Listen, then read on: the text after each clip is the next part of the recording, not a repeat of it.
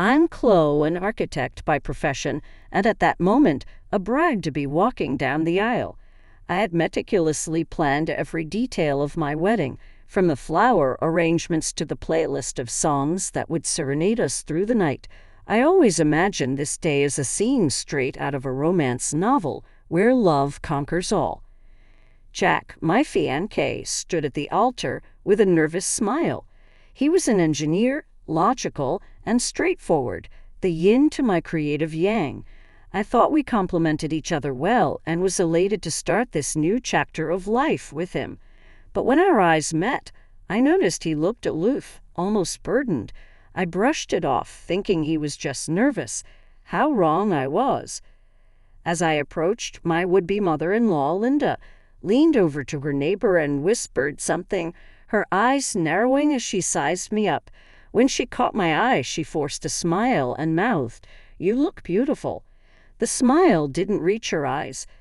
The ceremony proceeded, and the pastor asked, "Do you, Jack, take Chloe to be your lawfully wedded wife?" There was an agonizing pause. "I do," he finally said, but his eyes lacked the warmth I'd always associated with those words. As we exchanged rings, Linda stood up and took a photo, declaring loudly, "We must capture this moment. After all, weddings are just the first day of a lifelong commitment." The irony wasn't lost on me. Her statement was more a warning than a blessing. During the reception, Linda approached me as I was talking to some old friends from college. "Oh, Chloe," she said in a saccharine tone, "your dress is lovely, albeit a bit unconventional for a wedding.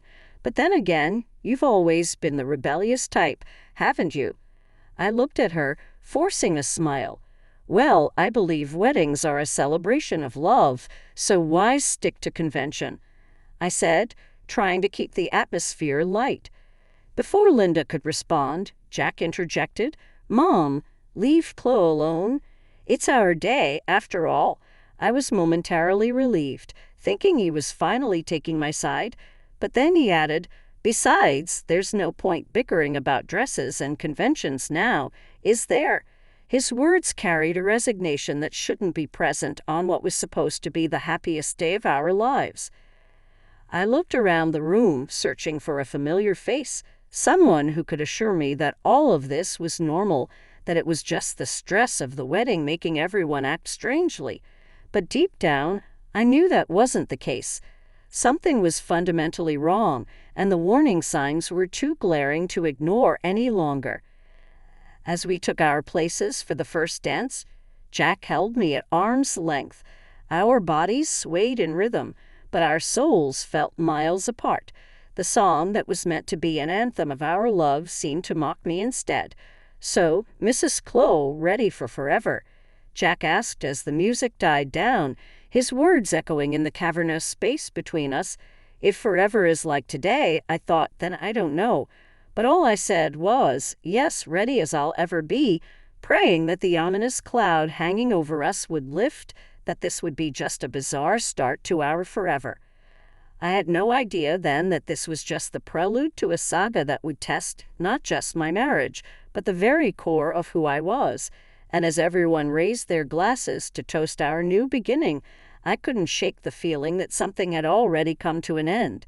After the wedding, we returned to my house, a cozy 3-bedroom dwelling that I purchased with savings from years of hard work. It was supposed to be our sanctuary, a fresh start for a lifetime of love and partnership. But little did I know that the walls I thought would protect us from the world outside would turn into a prison, a stage for domestic warfare. The invasion began subtly at first. Linda, who lived just 15 minutes away, started to drop by unannounced. She never missed an opportunity to criticize me. If it wasn't my cooking, it was how the living room was arranged. If it wasn't the color of the bathroom tiles, it was the lack of nutrition in my home-cooked meals. "Why can't you make anything other than this tasteless pasta?" she scoffed during one of her visits, poking her fork disdainfully at the food. I had carefully prepared. "Mom, stop it," Jack would half-heartedly chime in, but it always felt like he was doing it more for appearance's sake than out of genuine concern. Linda's visits became more frequent, almost methodical. It was as if she were marking her territory, one snide remark at a time. But the ultimate shock came when she showed up one afternoon with suitcases, an announcement, and an air of entitlement that could suffocate anyone within a mile radius. "I'll be living with you now," she said, pushing past me to set her bags in what was once my cozy reading nook by the window. "This little corner will do for me," she declared. My heart sank. I looked at Jack, my eyes pleading for him to say something, anything that would stop this from happening. This was our home. We were supposed to make decisions about it together.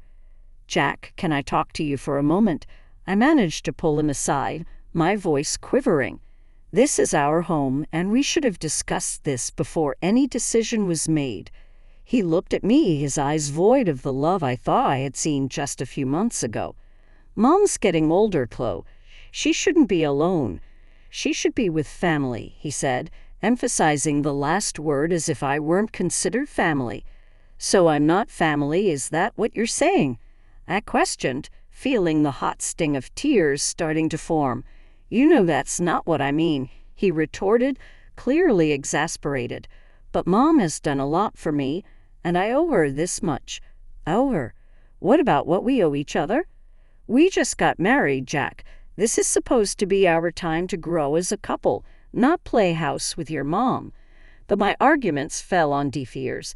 The decision was made just like that. My opinion, my feelings, my home, none of it seemed to matter. And so Linda moved in, turning the love nest I had envisioned into a battlefield of egos, tensions, and outright hostility. Every room in the house felt heavier, suffocated by her presence. I could no longer find a quiet corner to read, a peaceful moment to reflect, or even a loving glance from the man I thought I'd spend the rest of my life with. That's how I realized I wasn't just fighting for my marriage or my home. I was fighting for my identity, my dignity, and my peace of mind. All the while, a single thought echoed through my head. How did it come to this? How did my life, my home, my choices become secondary to the whims of someone else? My reading nook was now a shrine to Linda's possessions, my kitchen a stage for her criticisms, and my husband, well, he was a stranger siding with the enemy, and all of this was just the beginning. If I thought life was hard before, it was nothing compared to the living nightmare that followed. The atmosphere in the house grew denser each day, as if the walls themselves were closing in on me. What made it even worse was the undeniable 2 blue lines on the pregnancy test I held in my trembling hands. I had always imagined sharing the news of my first pregnancy as a moment of joy, an occasion to be cherished. But as I looked at myself in the bathroom mirror, eyes red from restrained tears, I realized this milestone had turned into a millstone around my neck. When I told Jack about the pregnancy, his response was as lackluster as ever. "Well, that's something," he mumbled before quickly changing the topic to discuss a home improvement project his mother had suggested. It was Linda, of course, who took the reins of my pregnancy as though it were her divine mission. She began dictating my diet, my activities, and even the hospital where I would deliver. But her intrusion didn't stop at unsolicited advice. She managed to turn my pregnancy into another venue for her psychological warfare. "You're eating again," she would say, her eyes darting towards the modest sandwich I'd made for myself. "Shouldn't you be careful about gaining weight during pregnancy?" "This is doctor-recommended, Linda," I'd reply, mustering all the patience I had left. Doctors these days don't know what they're talking about. Back in my time, we knew how to handle pregnancies, she'd counter. And so it continued. As the weeks went by, my energy waned, but Linda's expectations soared. She turned my home into her personal palace, ordering me to clean, cook, and cater to her needs as if I were a servant rather than a daughter-in-law, and a pregnant one at that. "Chloe, why haven't you vacuumed the living room yet?" she'd yell from her self-assigned throne, my old reading nook where she'd spend hours scrolling through her phone or watching daytime TV. "I've been feeling really tired today, Linda. The doctor advised me to take it easy. I'd say, my voice tinged with desperation. Tired. Pregnancy isn't an illness, you know. Jack once again remained conspicuously silent, his compliance deafening. The tension reached a breaking point during another heated dinner discussion where Linda decided to critique my choice of baby names. That's a ridiculous name for a child. You might as well pin a "kick me" sign on his back for his entire school life. Linda jeered. Enough is enough, Linda. This is my child, and I have a say in how to raise him or her. I snapped, my patience finally depleted. Oh, so now you're talking back to me? Linda's eyes flared, her voice escalating. Jack intervened, but not in the way I had hoped. Chloe, you're being emotional. Mom's just giving her opinion, he said. I looked at him, then at Linda, and then the house that had turned into a nightmare. I felt trapped, humiliated, and utterly alone. I could barely recognize the woman staring back at me in the reflection of my tarnished wedding ring. A woman who was slowly losing everything she had once valued, her home, her dignity, and most devastatingly, her will to fight. And that's when it happened, the ultimate betrayal. Linda, filled with venomous triumph, looked me dead in the eyes and said, "If you can't handle a simple family discussion, maybe you shouldn't be a part of this family." And Jack, he said nothing. His silence spoke volumes, cutting deeper than any words ever could. It was in that moment I realized that my nightmare wasn't unfolding. It had already unfolded, and I was living in it. My life had become an unrecognizable maze of shattered hopes and suppressed sobs. I moved like a zombie through the rooms that no longer felt like my home.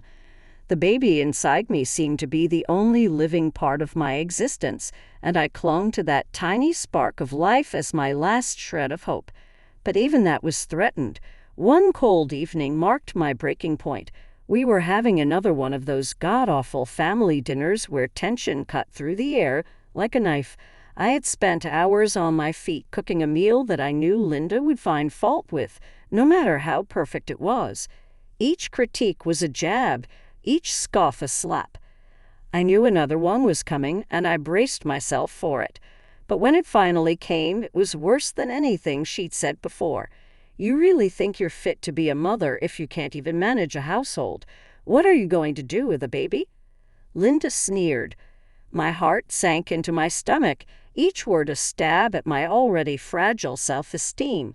I felt my hands tremble, my eyes blur. But before I could say anything, Jack joined in, sealing my emotional fate. "Mom has a point, Chloe. You need to step it up. We're going to be parents soon." That was it, the final straw. A bolt of anger mixed with a lifetime's worth of resentment and humiliation surged through me. "Step it up. STEPITUP. I shouted, surprising even myself with the intensity of my voice. "I am carrying our child for months, managing our house, and putting up with relentless emotional abuse from your mother, and you tell me to step it up?" Both Jack and Linda looked stunned, but I was on a roll, a volcano finally erupting after years of suppression. "I'm done. I can't do this anymore," I said, my voice cracking. "I won't raise my child in an environment where their mother is treated like dirt. If you two are what family means, then I don't want any part of it." And with that, I left the table, leaving them both in speechless disbelief. I packed a small bag and headed for the door, my trembling hands struggling to turn the doorknob. That's when Linda decided to deliver her ultimate blow. "Where do you think you're going? This is Jack's house, not yours."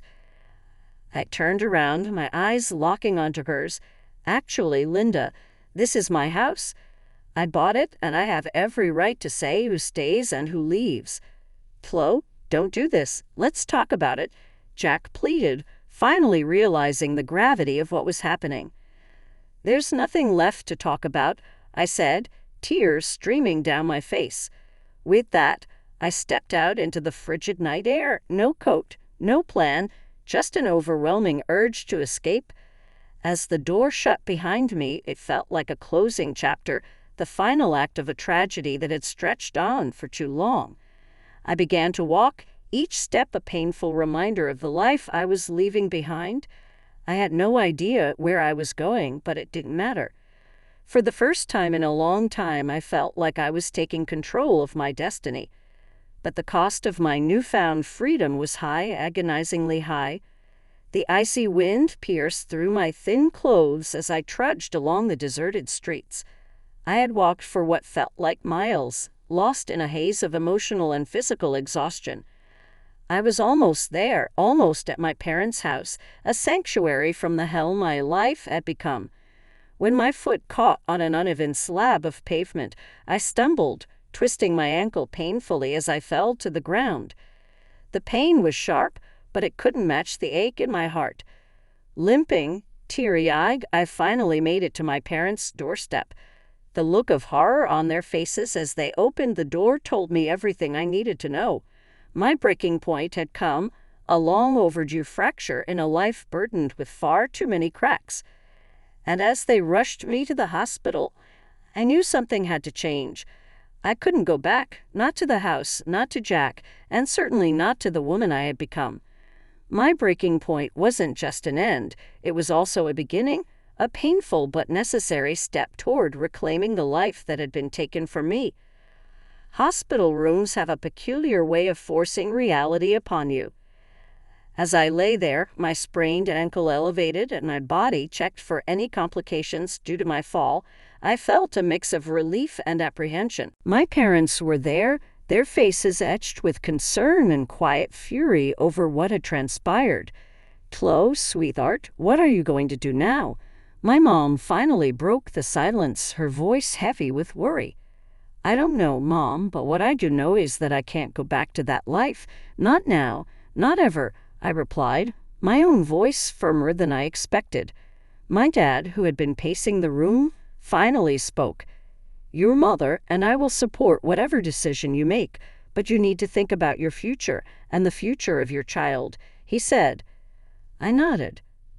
I'd been doing nothing but thinking, my mind a labyrinth of potential scenarios, each one fraught with uncertainty but also tinged with the promise of freedom. It was then that my phone buzzed. It was a text from Jack. "Chloe, where are you? We need to talk," it read. Ignoring the text, I switched off my phone. Whatever he had to say, it was too little, too late. I was done talking. My actions would speak louder than his words ever could. My first move was a call to a family lawyer, a decisive step in putting an end to my disastrous marriage. With my parents by my side, we discussed divorce proceedings, child custody, and alimony.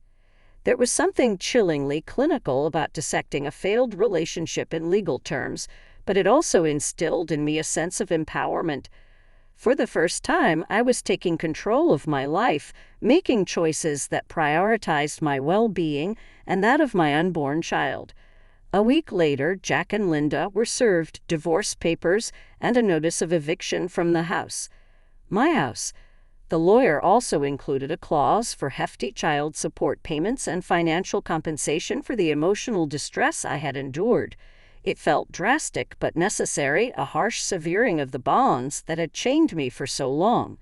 When I finally turned my phone back on, I was bombarded by a flurry of messages and missed calls from Jack. "Chloe, please, can we talk about this?" I didn't realize how bad things had gotten. Another message followed. "Sorry, Chloe. I never wanted any of this to happen. Let's find a way to make it right," he pleaded. For a fleeting moment, I was tempted to call him back, to hear him out, but then I remembered the long nights of humiliation, the years of emotional neglect, and Linda's insidious cruelty that he had silently endorsed. Any affection I had for him was now buried under the ruins of our broken marriage. I deleted the messages, erased his number, and blocked him on all social media platforms. As far as I was concerned, Jack was now part of my past, a painful chapter in a book I was ready to close. I knew the journey ahead would be filled with its own set of challenges. Divorce proceedings are never simple, especially when a child is involved. But for the first time in years, I felt like I was steering the course of my own life. It was a painful journey, but one that led away from the darkness that had consumed me and towards a future that, while uncertain, held the promise of something better. The courtroom had that sterile, cold air that seems exclusive to places where lives can change in an instant. My lawyer sat next to me, a stack of papers in front of her, radiating confidence. My parents were behind me, their moral support palpable across the room. Jack sat with a look of defeated bewilderment, his mother, Linda, beside him, her face a mask of indignant disbelief. "All rise," the bailiff announced, and Judge Morrison entered the room. The divorce proceeding was a whirlwind of legals, a barrage of facts and accusations laid bare for the court to dissect. As the evidence of Linda's abusive behavior and Jack's neglect was presented, I watched their faces contort, perhaps truly seeing themselves for the first time through the eyes of the law and through my eyes. The judge turned to Linda. "Mrs. Davis, you stand accused of emotional abuse and harassment. The evidence is overwhelming. How do you plead?" "Aye, Your Honor, this is all taken out of context. I was only looking out for my son's well-being," Linda stammered, her voice lacking its usual arrogance. "It appears your definition of well-being is quite twisted," Judge Morrison retorted, clearly unimpressed. Finally, the judge rendered her verdict. "The court hereby grants Chloe Davis a full divorce from Jack Davis. Custody of the unborn child will be given to Chloe. Jack Davis, you are required to pay child support as determined by the state. And Mrs. Linda Davis, considering the extensive evidence of your emotional abuse and harassment, I'm finding you $100,000 for your actions." I felt a weight lift off my shoulders as the gavel came down, but it was a bittersweet relief. My marriage had ended not with a bang, but with a quiet rustling of legal papers. I was free, but at a cost. I never could have imagined when I said, "I do," that we would end up here as we left the courtroom. Jack approached me, a lost look in his eyes. "Chloe, I'm so sorry. I never thought we'd end up here," he said. I stared at him, seeing the man I had once thought I would spend my life with, and all I felt was a void where love used to be. "I didn't think so either, Jack, but here we are. It's too late for sorry now," I said, turning my back on him and walking away. Linda tried to make eye contact as I passed her, perhaps seeking some form of acknowledgement or forgiveness, but I gave her none. She had taken so much from me, I wouldn't give her the satisfaction of knowing she still mattered. When I stepped out of the courthouse, the sun seemed a little brighter, the world a bit more colorful. It was as if I was seeing everything through new eyes not clouded by constant anxiety and emotional distress. It was the beginning of a new chapter for me, one written on my own terms. My mother hugged me tightly, tears in her eyes. "You did it, Chloe. You're free, and it's all thanks to you and Dad." "I couldn't have gone through this without your support," I replied, grateful beyond words. "We'll always be here for you," Dad said, joining in the group hug, "and for your new beginning." That night, I sat alone in my house, the house that was now truly mine, and felt a sense of peace settle over me. I was alone, but I wasn't lonely. For the first time in years, the only expectations I had to live up to were my own. I was still apprehensive about the challenges that lay ahead. After all, I was going to be a single mother with all the responsibilities that entailed. But as I touched my belly, feeling the gentle stirrings of my unborn child, I knew we would be okay. My painful journey had led me to this reckoning, and while scars remained, they were now a part of a story of survival, not defeat. I was ready for whatever came next, not because I had to be, but because I chose to be, and that made all the difference.